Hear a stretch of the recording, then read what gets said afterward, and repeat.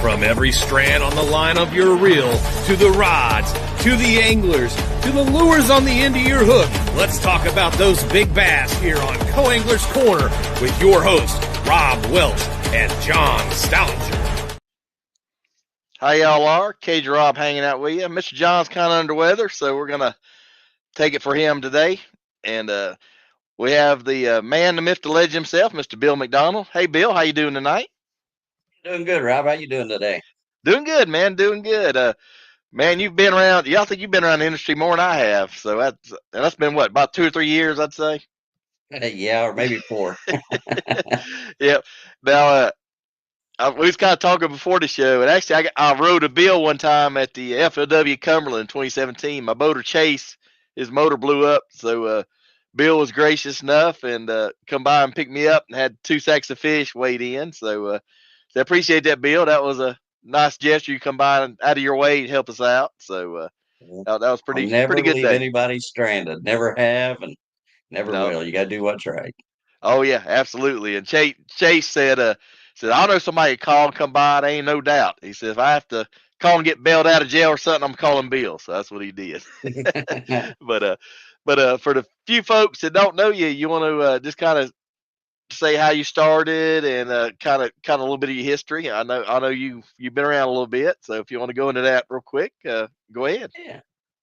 I'm from Indiana here, and like I said, I grew up, years ago. My grandparents from Tennessee grew up fishing farm ponds, whatnot, and my mom and dad, wherever Field and Stream or Outdoor Life would write articles about, that's where we took a vacation to. My dad liked to fish and hunt, so we kind of traveled as kids, going different places. Of course, we bank fished and hired a guide here and there, and then I just started fishing local tournaments, Federation, and the Redmans, and just come from there and just kept moving up the ranks. I guess the best way to say it. And 99, I decided, hey, I'm going to jump in fishing Ever Start. So jumped in one of those at Kentucky Lake and won the first one I ever fished. And if I would have quit then, I could have said I made money in this industry, but I got suckered in, and here I am. Yep. I'm still doing it. So very blessed to be doing what we're doing. So.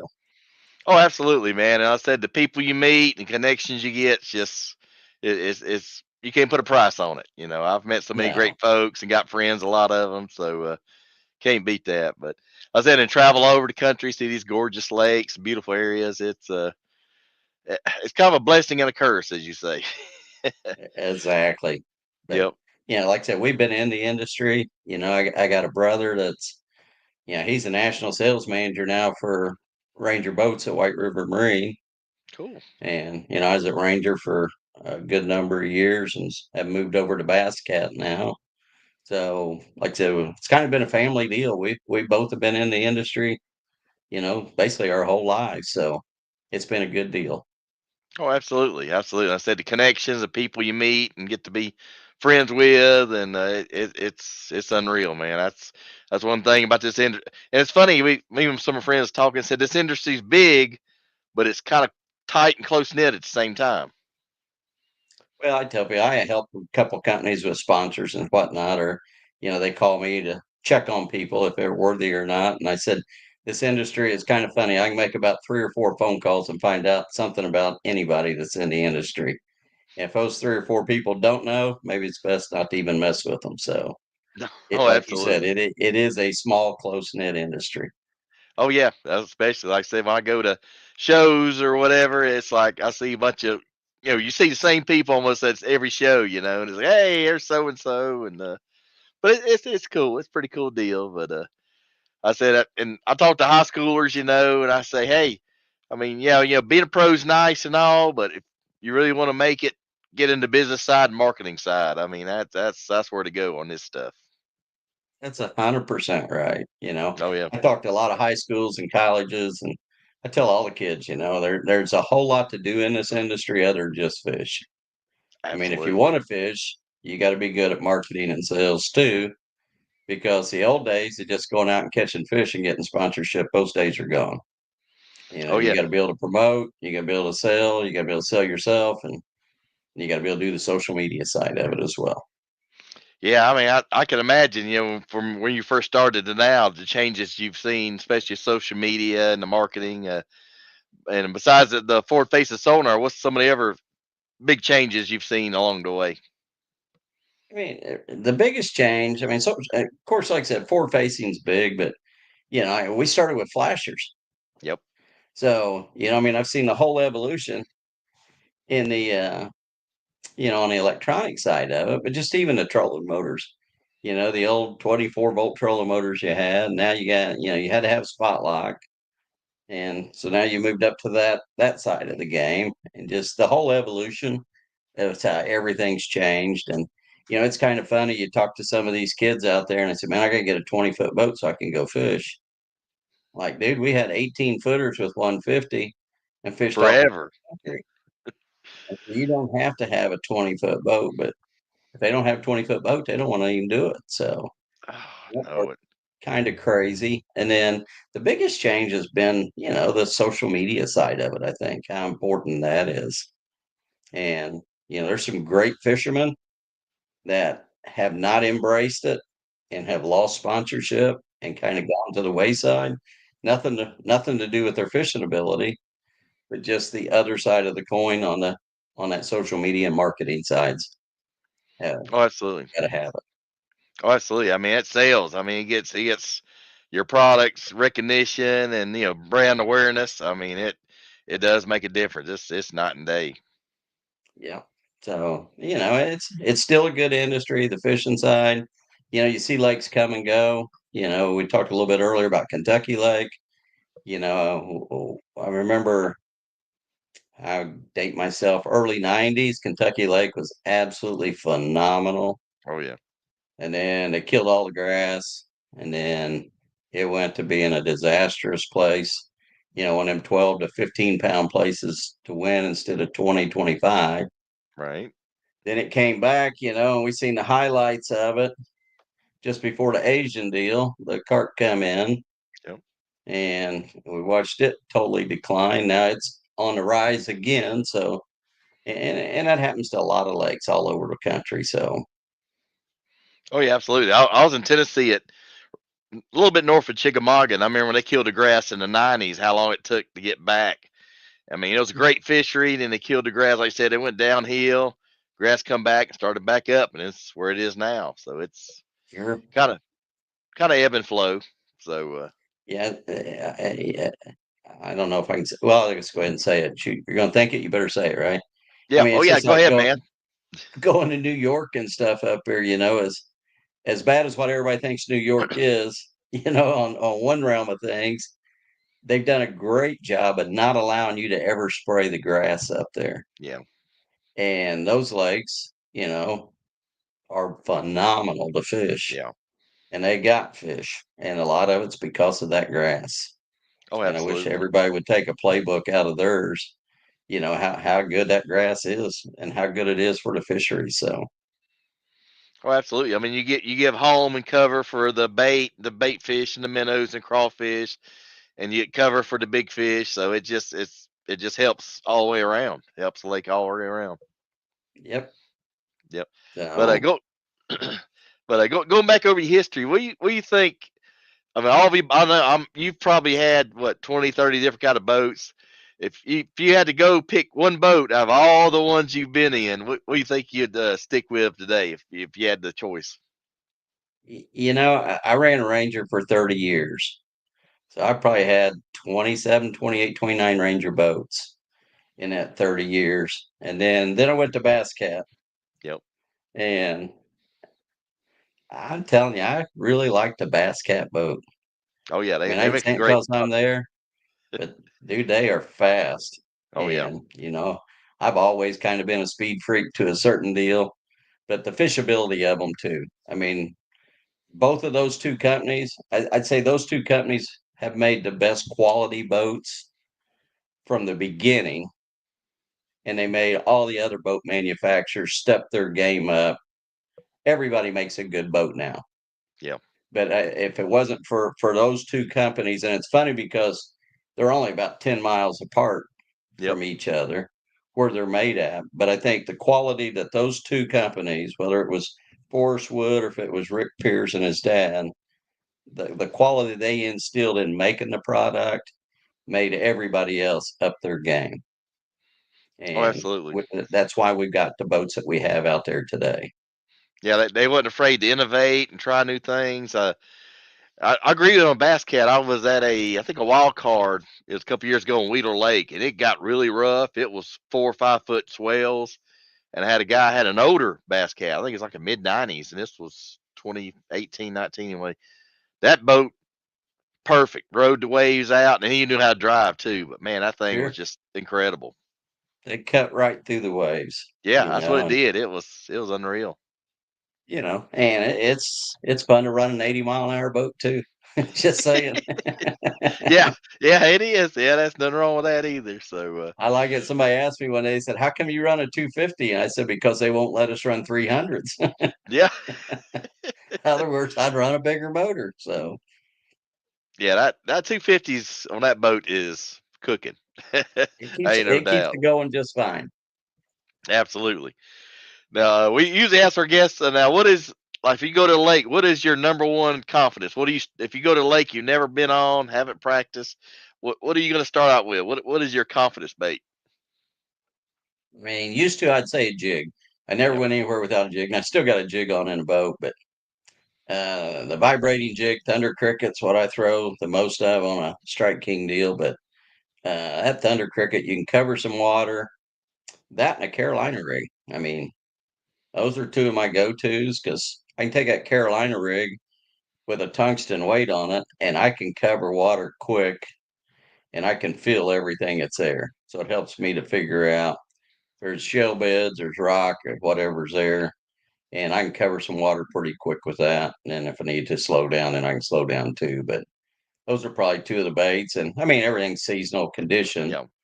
but those are the two things that I'll always have tied on. I don't care if I'm in New York, if I'm in the Great Lakes, or if I'm in Florida, wherever, I'll have those baits tied on. Yeah, you can't go wrong with those. I've had some older gentlemen I've fished with on the back of the boat, and I had some other stuff, and they had that old Carolina rig, and boy, they schooled me. They didn't they done schooled me. So, but definitely that's timeless bait right there. We did a media event a couple of years ago up in Michigan, and you go out and, of course, take outdoor riders out for a few hours, come in, you trade riders. And I was doing it with Mark Zona was up there with us. I come in and I had first period, I think I had three smallmouth in it, and I had two fives and a six. And he's like, "Dude, how'd you catch them?" I go, "You don't want to know, Mark." And he goes, "No, I do." He said, "Tell me, how'd you catch them?" I said, "You don't want to know." He goes, "Are you throwing that stupid Carolina rig?"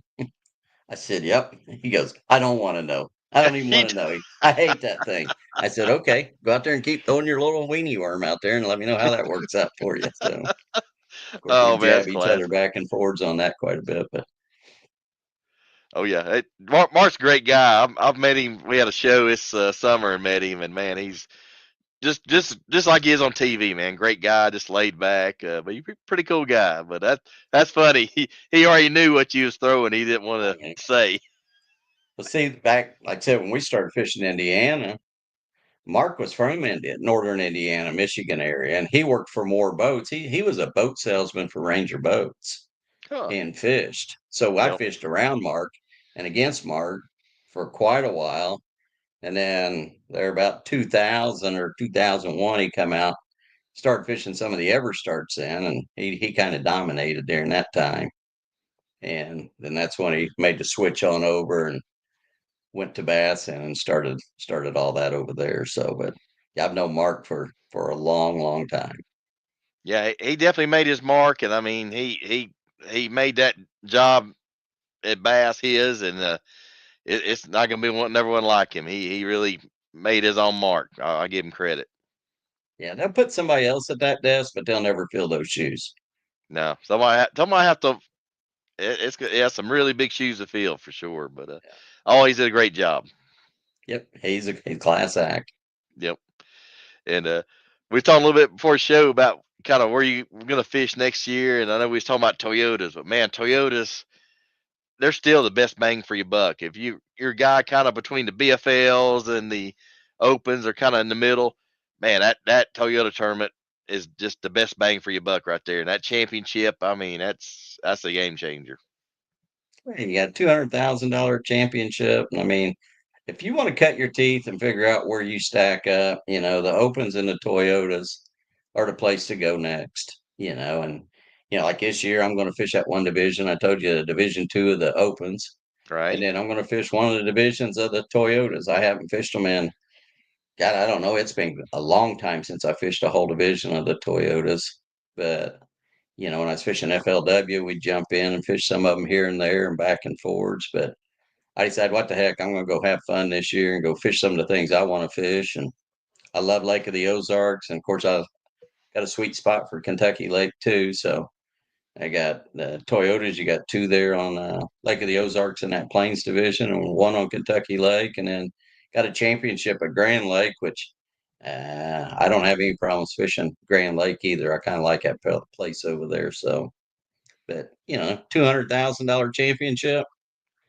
Yeah, I'm gonna roll the dice and see if I can't go in there and play a little bit. Oh, I The don't bad blame you. thing about it is that's prime deer season. I argue Oh, with them every time I've ever fished it. Like, you guys change this. First week of November, I need to be sitting in a tree, not yeah. sitting in front of a boat. So, Yeah, but that check kind of, yeah, that check is pretty good looking. oh yeah, and it pays down pretty good too. Oh yeah, yeah, they do. I've fished several of them as a co, and man, I mean, there's some hammers. There's absolute hammers. I said they're in the opens. I mean, you can get elite guys that fish the Bass Pro Tour. I mean, it's quite the mix. But you get somebody in Toyota, it's a little bit of an investment.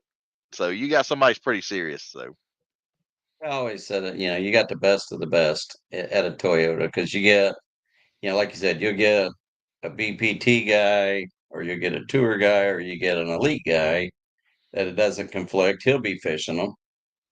Then you get your full-time Toyota guys that's wanting to come up traveling, that's yep. doing it. Then you get every tough local angler that's from that area to come fish against you. And I mean, that's when you know that, you got to pull your shoes up and tie them up real tight when you fish those things. Oh yeah, and don't miss a fish. If you get a fish, you better bring him to the boat, or you're gonna be. You miss one fish, I'd say you probably drop what 15, 20 places or more because it's At tight. least. I remember, like I said, that first one I won, it was, on our final day, I'll try to remember the guys. I had Andy Morgan was in the finals. Ooh. Terry Bolton was in the Yep. finals.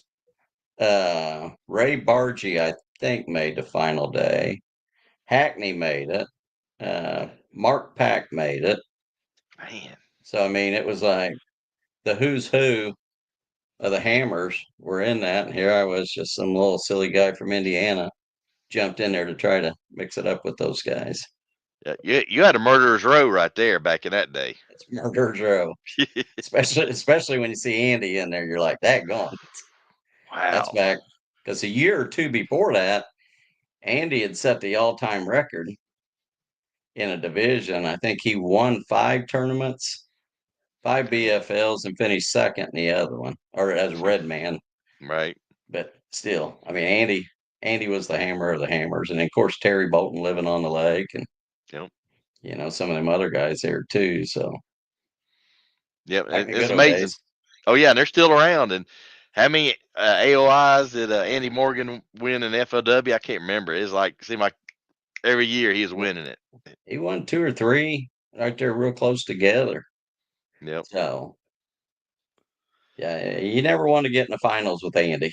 No, no. He's just a stone cold killer. Is all he is. Whether he's He got is. a bow in his hand or a duck gun or fishing pole. Oh yeah, he's and consistent. I mean, that guy's just consistent. I mean, but it's nice to see him and of course Bolton around. There's still a bunch of the old guys still around. It's good to see them. Yep. But Yeah, like I said, I still enjoy doing it. Still enjoy competing against them. And yeah, that's how you see where you measure up at too. oh, absolutely. And it's funny. Like I said, you'll have one of those guys just beat the brakes off of you, and then afterwards they're just cheerful. I mean, you talk to them, they don't brag or nothing, and just down to earth as they can be. So Yeah. Or the same way, if you go give them a dosing, Yeah, they're not mad at you. They come up and shake your hand, congratulate you, and go on. And yeah, that's another thing I try to tell all these young guys. You go to a tournament, you get your brains beat out. Don't get in that truck and haul out of that parking lot. Stick around. Mm, Shake that guy's hand at one. Talk to him. Don't ask him yep. where he caught his fish. Ask him how they caught them. Yeah. Go learn from that guy. Put it down your memory bank and go back out. And there'll be another one next week. Go do it again.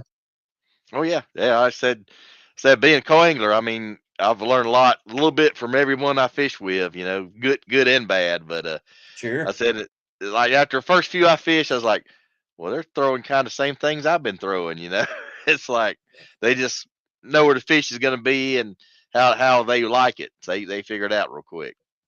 Well, it's just little bitty subtle things are what makes a difference. Everybody used to, you think, yeah, that somebody had a secret bait or they had a secret spot.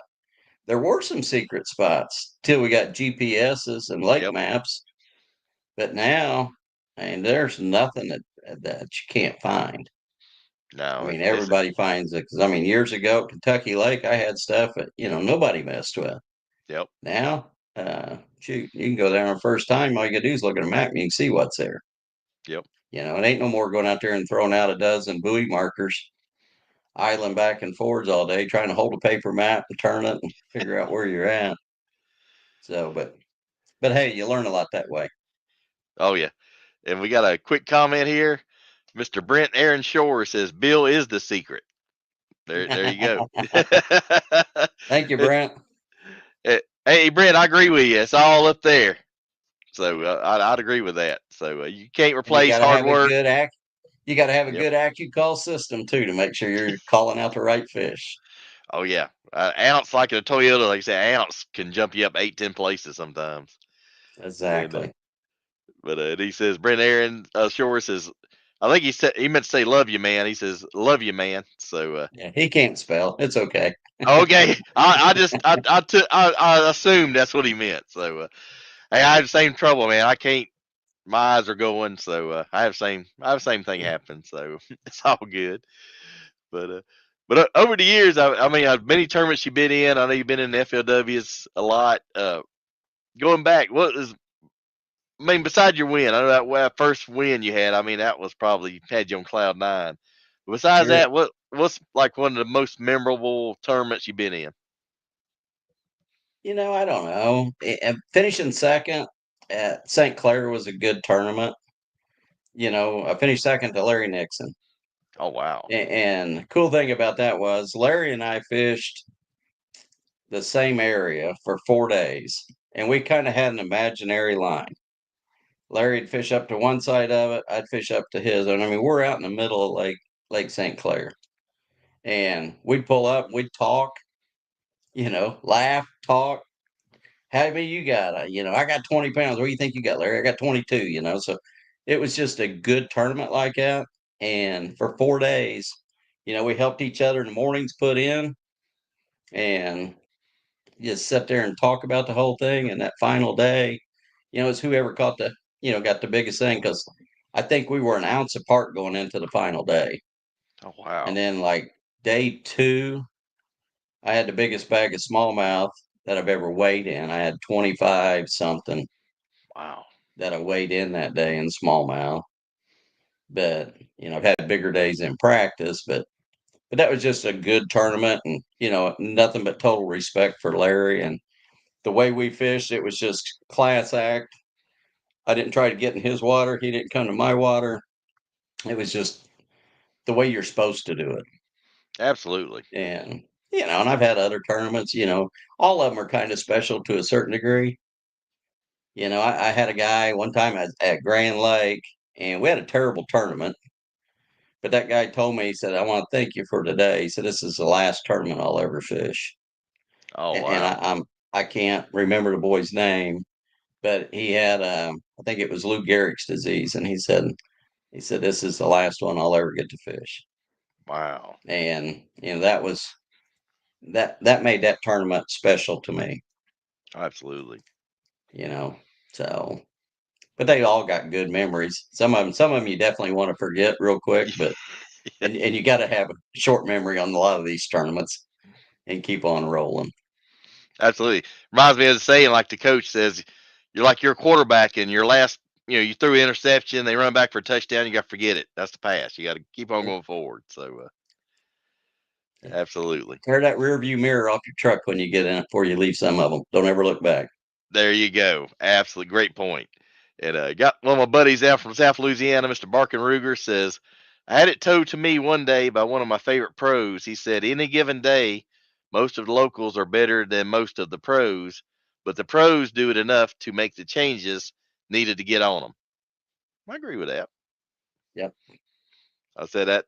Oh, saying time on the water, you Can't can't beat it. replace it. No. And like you say, you was talking about the old graphs and the flashers. I remember doing the old paper graphs, looking at the paper, trying to study. I remember those back in the day. That was high tech now. Oh yeah. That was the best there was at the time.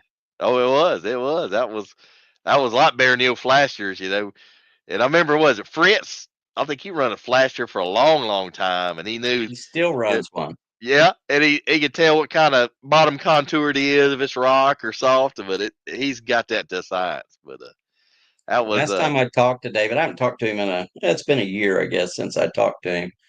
But Nixon moved and sold a bunch of stuff. I right. think Fritz bought like 40 of them that Larry still had. Some of them brand new, still in the Wow. box. Fritz bought them all, That and that's he kind of runs one. surprising, but not surprising. He still runs one in every boat he has. Wow. You talk about a throwback old school. That guy's old school throwback. Yep, no That's doubt. pretty cool. That's pretty cool. But yeah, I remember him way back today having 10 rods out on the deck, same crankbait with all the different, you know, pound test lines and trying to get that right. And he'd hit it. He'd figure out one of them and hit it. So, He'd have but all them posed crankbaits laid out there, yep, trying I to still got figure some out which opposed. one worked the best. Yeah, I still got some opposed crankbaits. This that brings back some good memories. But like I I said, might and then have. yeah, what's the neat now that the kids, they can go to YouTube and all this, look at fishing. Back when we was coming up, we had the Bassmaster magazine and the TNN network, and that was it. That was the only information we could get. That was it.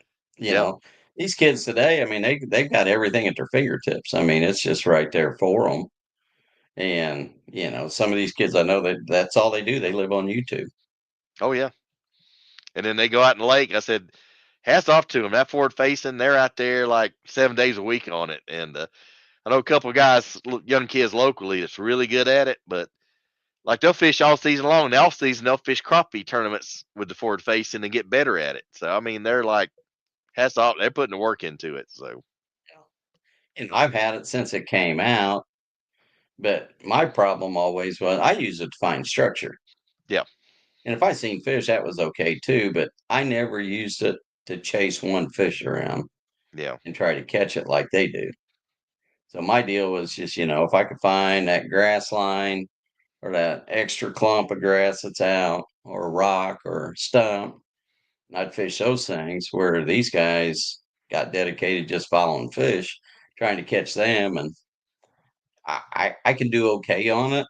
yeah. I just I do better focusing on structure than I do trying to do that, but either way, it still works. Absolutely. Like I said, finding bait, finding a little cut or ditch in there. I mean, yeah, it's part of timing. I mean, sometimes they're there, sometimes they're not, but you know exactly where it's at. So, I made a cut in Florida a few years ago at Harris Chain, and I'd idled. I knew I could catch some fish on this grass flat, and I had one ditch that ran through it, and you could idle it, and it wouldn't show the ditch, but I could take the forward facing, and you could see about an 8-inch depression, and it wasn't very wide, and there wasn't any grass in that depression. So when you could get lined up and make the right cast, you could catch them right on the edge of that stuff.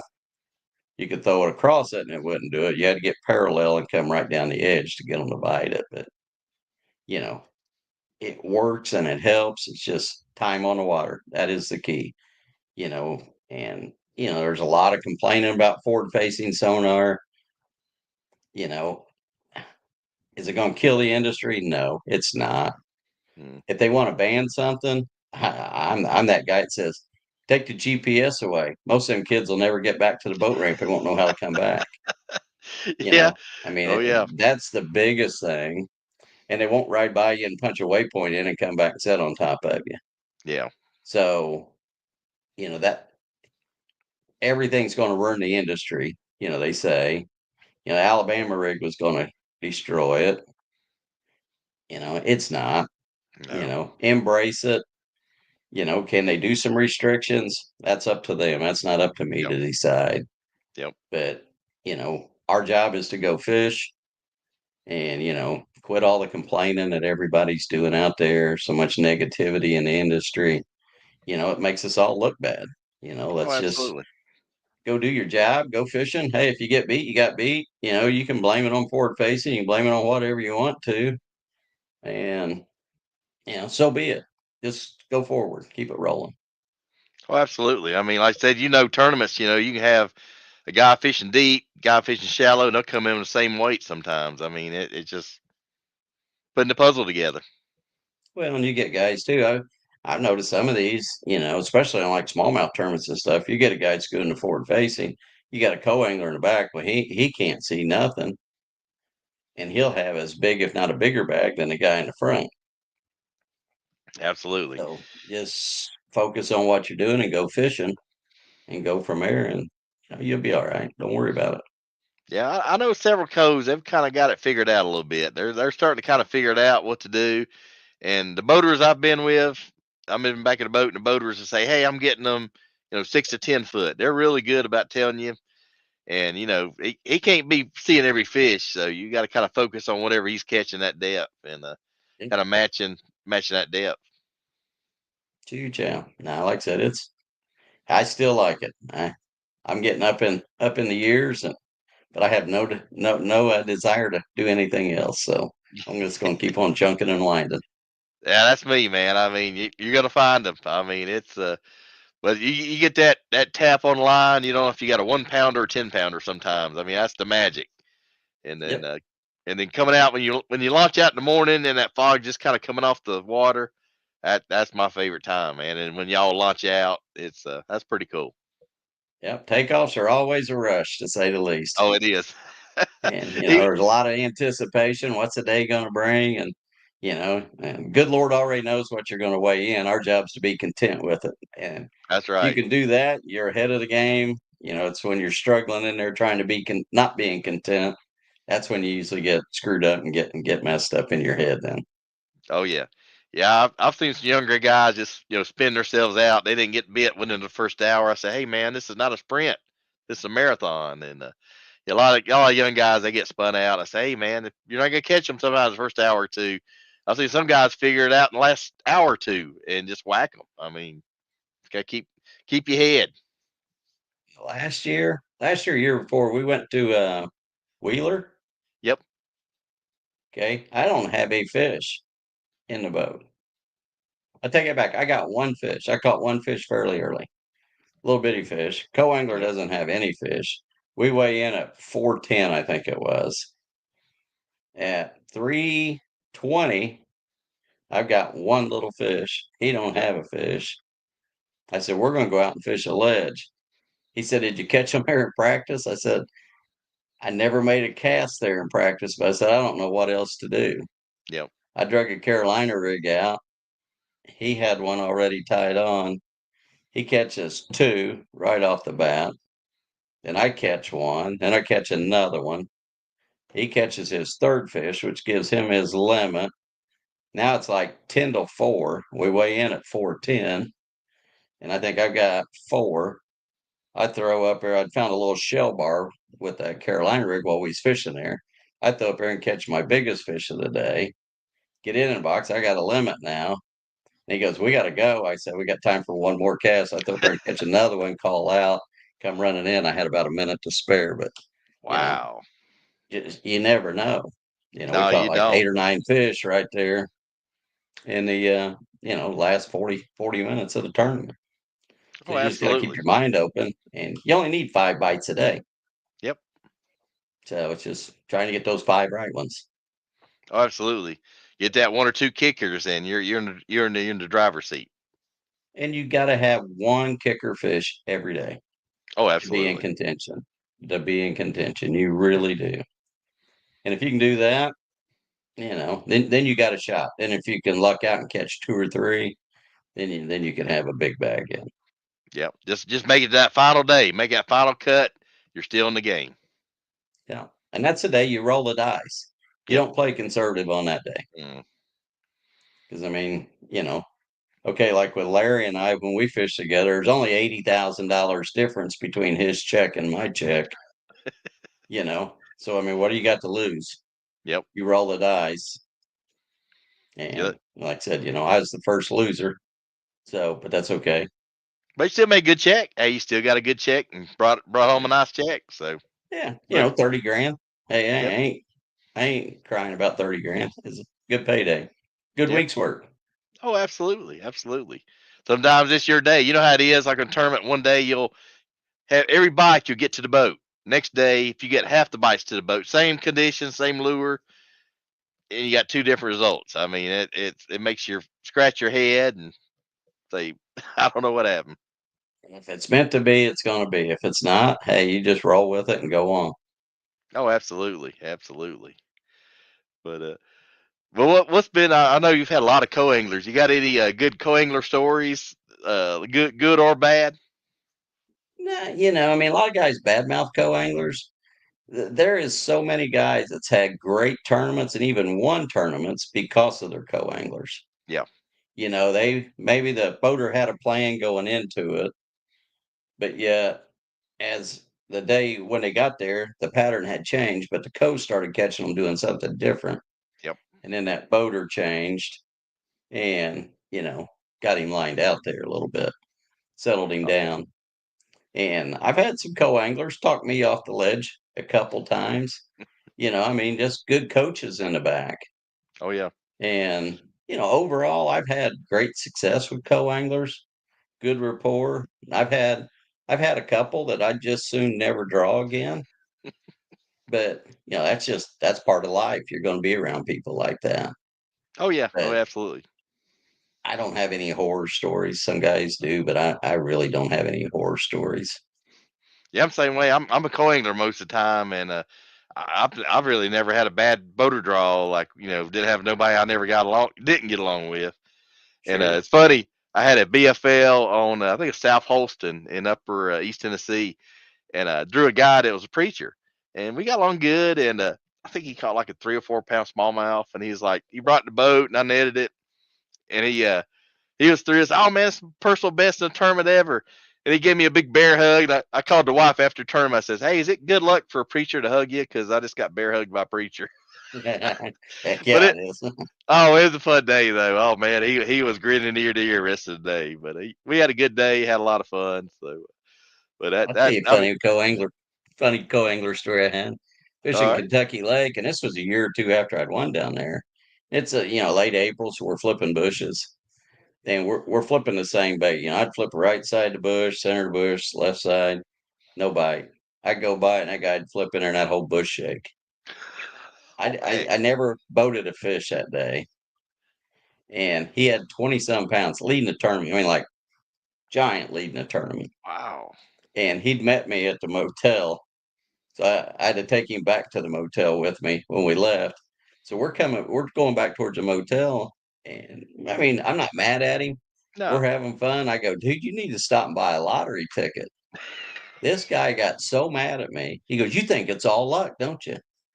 I go, "No, I ain't saying it's luck. I'm just saying that everything you did today went your way. If I was yep. you, I'd buy a lottery ticket." He wouldn't even talk to me the rest of the way home. And he Oh was mad, heck, mad. I was like, whatever, bud. wow. Well, that guy's a little intense there. I think he's a little intense. He was a little intense to say the least. So, Wow, man. I never heard that reaction. Got a and couple I've quick got, yeah. oh, Let me go do a ahead. couple quick comments here, get kind of caught up. My buddy Barker Ruger says it works great for finding structure, but it does wonders for learning what the fish are doing behavior wise. He's talking about the Carolina rig. Yes, sir. And yeah, he says, got to run, Bill. It was great seeing you. Thanks, Barker Thank, Rugers. thank you, And sir. one last comment here. Fish with Jonas says, how's it going? Hey, Jonas, how's it going, buddy? But All good. all good. It is. It is.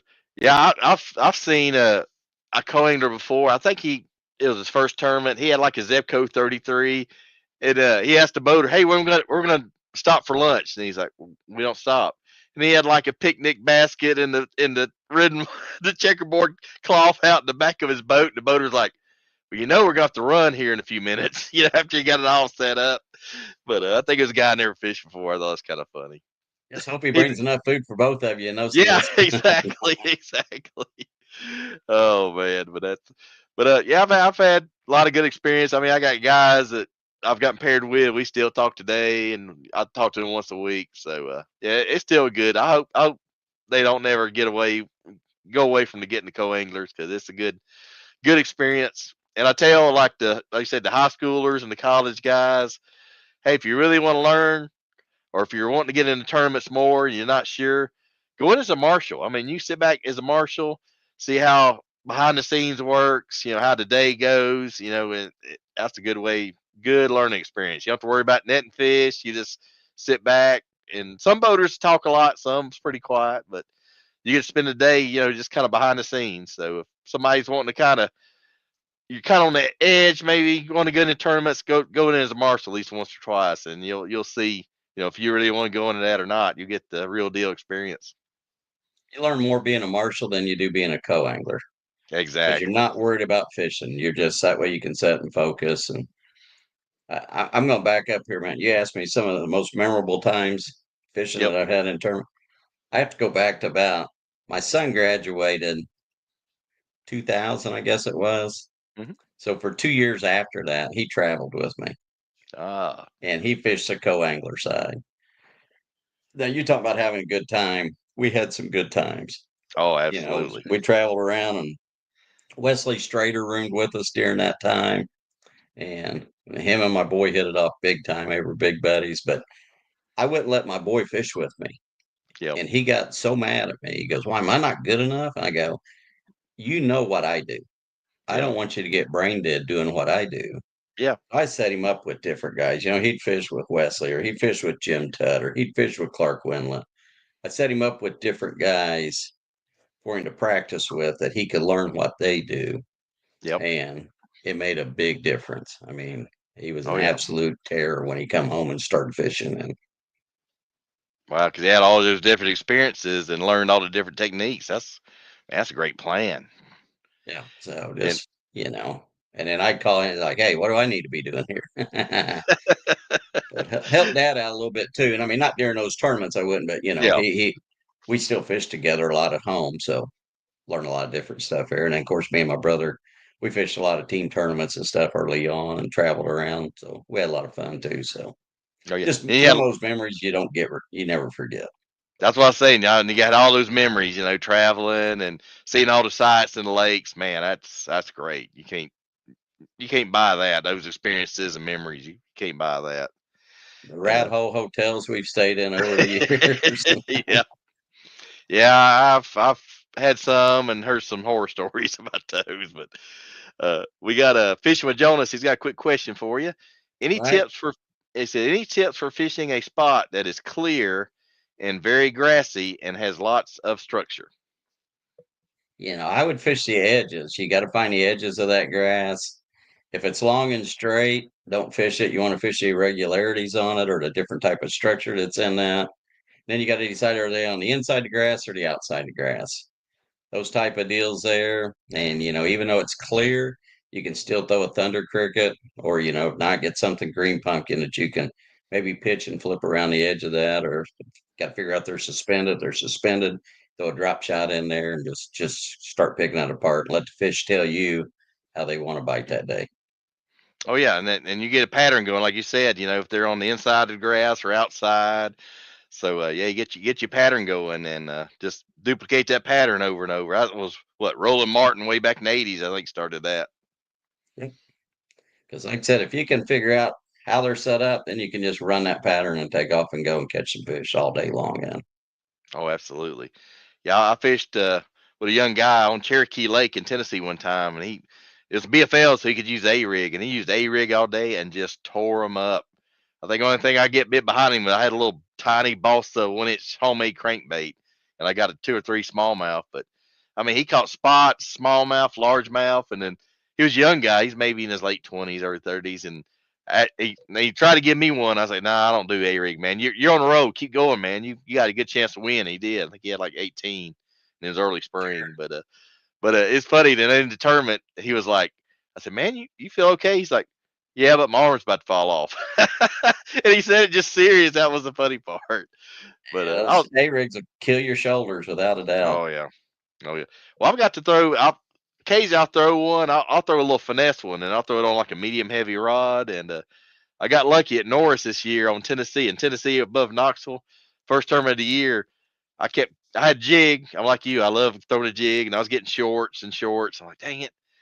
And then we go by this marina, and he has a small limit. And he says, I'm gonna throw this glide bait, see if I can upgrade. So he's throwing that glide, and I just happened to have that A rig. I don't know why I had it tied on that day, and I said, you know what? I'm gonna throw this little mini A rig. And I said, well, you done, there's like between the restaurant, the marina, and the slips, there's a little rectangle cutout. And I said, hey, you done here? Yeah, yeah, yeah. I said, all right, I'm gonna fish it. So threw it out, and I cranked it down to about 6 and just stopped. I'm like, oh man, I got a dock cable. Then I felt a head shake, and had one fish. I got big fish that day, so made it count. Yeah, that's what Sometimes keeps us coming back. that's right, man. I mean, you never know. You never know. But that was a pretty cool day. And there was a guy I fished with from like I think it was last year, 24, and I fished with him way back in '09 at a BFL, I think on Loudon Teleco. So that's kind of cool. I said, hey, we fished together before. He's like, oh yeah, we did, didn't we? So, Yeah. but Heck yeah. it's amazing, how you run into folks and you say, oh yeah, I remember you from back when. So memory kind of fades a little bit over the years, but good times though, good times. No But doubt. but what is some of the roughest conditions? You ever fished up like Erie or up in there, have some real rough, waves or 4 or 5 foot rollers on you? What's the roughest conditions you fished in? Worst one I was probably ever in was at Lake Champlain. Yep. We went out up there one time, and they were forecasting 40-mile-an-hour winds. Ooh. And that morning it was like slick calm.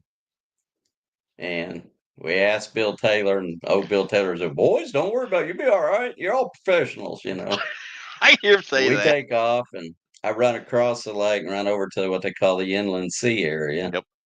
and caught them decent. And I mean, it was calm. We were behind a windbreak there, but I could see the trees were getting it. Ooh. And I told the guy with me, I said, we're going to start back. He goes, well, we got plenty of time. I said, well, we might. I said, we're going to start back.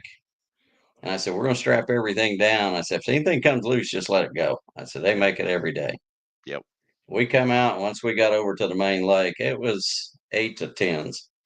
It Oh. was brutal. But luckily, the way they were coming, I could ride them.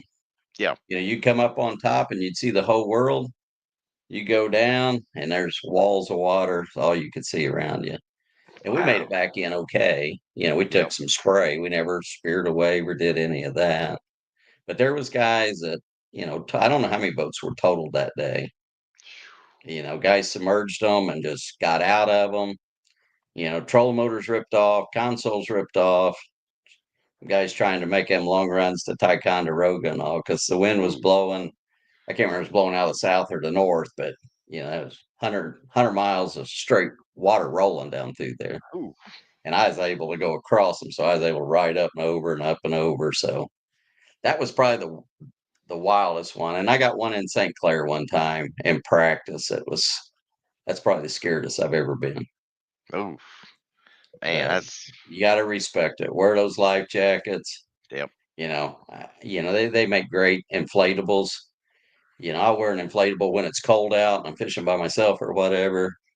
But I always wear a full blown PVD or whatever you call them. Yep. Mustang life jacket. Yep. The PFD. Buckle it up, strap down, and hang on. Yeah, well, I'm fishing back in a boat, especially when it's cold. I'll leave mine on. I mean, they're so light and you don't feel them. I Sure. just leave mine on. And plus the boater, when y'all get ready to go, I'm already set. I just got to put my rod in and strap in. I'm good. I'm good to go. So, And we appreciate that oh greatly. yeah. Oh, I know. I mean, y'all. I know y'all got a plan B, C, and D. So, Yeah, I tell guys that's just starting out, I say, hey, when a boater tells you within a cast or two, hey, I'm gonna crank up here in about 2 casts. Go ahead and start getting ready. Don't have don't let him wait on you. So that's a Yeah, good tip. time to go. It's time to go. Exactly. And got a quick comment. Fishing with Jonah says, thanks for the tips. Hey, thanks, No Jonah. problem at all. Good luck, man. I hope that helps out and catch a few for us. But Bill, we got the most difficult question of the night for you. What is your in honor of John and his wife Candace, who's a baker? What is your favorite homemade cookie? I got two. One's Okay, either going to be just a standard old chocolate chip cookie or a yep. snickerdoodle. There you go. I love him snickerdoodles. Oh yeah, that's John's favorite for sure. But Bill, we enjoyed having you on, and I want you to, if you want to rep your sponsors or talk to anybody that's helped you over the years, your floor is yours, sir. So go ahead and talk about what you want to. This time is Sure. yours. I got a long list of sponsors, like I said, and I couldn't do it without these people, and about sponsors too, I call them partners, Yep. and I like longevity. Like I told you earlier, I'd been with, I started with Ranger Boats. I spent almost 30 years there. I've been over at Bass Cat Boats now for 5 years. But Lucas Oil, they've been my title sponsor now. This is going on 18 years. I've been with Lucas Oil. So I mean I can't thank them enough for what they do.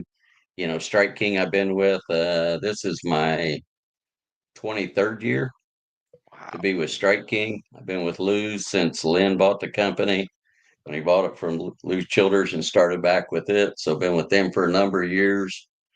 Mercury Power Pole, Garmin I started with in 1999. I made a 2-year exit from Garmin and then begged to come back and been with them ever since. So kind of got a long history there with those companies there too. Shoot, I'm trying to think now. You got my head spinning. Rapid Fishing Solutions. I've been with them for a long time. Lithium Pros. They're out of Knoxville, Tennessee. Still say the best lithium batteries on the market by far. The Mossback Fish Habitat. Um, Trying to think here. I know I'm missing some Seagar. Yep. The only link between you and the fish is your line. I bought Seagar line forever and then ended up signing a deal with them and been, if it goes away tomorrow, I'm still going to go buy Seagar line. It's that good a line. So those in a nutshell are the major ones without doubt. And I got a brand new one there, the Connectees. It's wiring harnesses. It's 100% clean power. So everybody's got forward facing sonar and you want to see what's going on out there. The best key is to make sure you're getting clean power. Absolutely. You got to have great wiring, great connectors to make sure that, you don't have any interference to make those electronics work the best that they can. And then if anybody wants to follow me, it's Bill McDonald Pro Angler on Facebook and then BMAC Fishing on Instagram there. That's where you can find me at. Outstanding. And guys, give him a like and a follow. I mean, I said he shared some great tips with us. Now, going out, Bill, we talked a little bit before the show. What are you planning on fishing for the 2025 season? 2025, I'm going to fish one division, that division number 2 of the Bassmaster Opens. I think we start out at Sam Rayburn. And then I'm trying to think. I think we go to Norfolk Lake. Then we go to Kentucky Lake. I might have those two flip back and forth, but I think that's the right direction. Yep. And then we'll end up at Leech Lake in Minnesota in August. And then I'm going to fish the Toyota division. Like I said, we go Lake of the Ozarks, Kentucky Lake, and then we'll finish that series up in September back at Lake of the Ozarks. And then championship hopefully at Grand Lake. So, and then I'll fish some local stuff. You'll see me dive in and out of Kentucky Lake here and there. And we'll be doing a bunch of guiding throughout the summer months too, because it's kind of weird. We got from like mid-April to August. I don't have a national tournament at all, so I'm Right. going to fish some local stuff around here at home. So I'm going to guide a bunch. So I'll be diving around here and there, and be up on the Great Lakes playing some too. So if anybody wants to learn something, shoot me a message on Instagram or Facebook, and I do answer all my messages. So that's not a problem. There you go, guys. Can't beat that. And got a quick comment. He said, nice. Rude MTZ said nice. So yeah, guys, you look for a good guide trip. There you go. You got your got where you want to go. That sounds like a good schedule, Bill. You got a little time between. You can kind of do what you want to do. So man, that's Sure. awesome, man. And then I'll be at the classic. I'll be at, ICAST. You still got to work. So that's what I'm doing. I'm out there working the whole time. So always making appearances there and trying to represent and promote my sponsors the best that I can out there. Oh, absolutely. And I said you it's incredible. I mean, some of the sponsors as long as you've had. And I didn't know Lithium Pro is out of Knoxville. I learned something new tonight. So I've heard a Yep. lot about them though. Yeah. Good battery company. I've been with them. I think I've been with them for 10 years now. Wow. So, you know, I look for longevity. I don't want one and dones. I want to be there and be able to survive for a long time. So the way I try to set my business up that way. Oh yeah, and it's products you believe in. Like I said, if you wouldn't with cigar, you still buy it. I mean Yep. it's easy to promote products that you believe in and use all the time. That makes it a lot easier. Well, I've turned down some fairly lucrative sponsors over the years that I didn't believe in their product, and Yeah, and and even someone that I could have believed in, I didn't think I could promote them and sell them the right way for them. And I was right. honest with them. I said I'd love to have the money, but I don't think I can. You can't get an ROI from me on your investment. Yeah. And I think they appreciate you being honest on those type deals too. Oh, absolutely, absolutely. I mean, you can't go wrong, being honest and being upfront. So that, that's And that's never a minus. and one of those companies that I did that with, the guy hires me 2 or 3 times a year to guide him. Ha! There you So go. it's like, Kind of went full you just circle on that one. Kind of went full it went circle. full circle. So That's awesome, man. But well, yeah, we'll definitely be following you, Bill, and cheering you on. So tight lines the next season, and I hope you do well and see its championship, so we can cheer you on. appreciate it, Rob. John, you get feeling better, bud. Shake All that right. bug. Yeah, I heard that. Well, Bill, I said we really appreciate you having on, and thanks for everybody for commenting and giving us a few questions. And Bill, hope we'll have you on next season as well. We'll have you on after your win. I know you're gonna have a couple wins there, so we'll have you on after your win. There So, we go. I'm all for that one. all right, buddy. Well, hey, man, I appreciate you, and you take care, and happy, uh, Merry Christmas and happy holidays, and have a blessed season with you and your family, my friend. All right. Thank you guys. Appreciate it. All right, see you, Bill. Have a See good you. one. All right. Well, guys, that was it for the show, and we'll see you next Monday. And hopefully, John will be back with us. And thank you for liking and commenting and subscribing. So, y'all have a blessed week and go fishing if your weather's good enough. Peace out.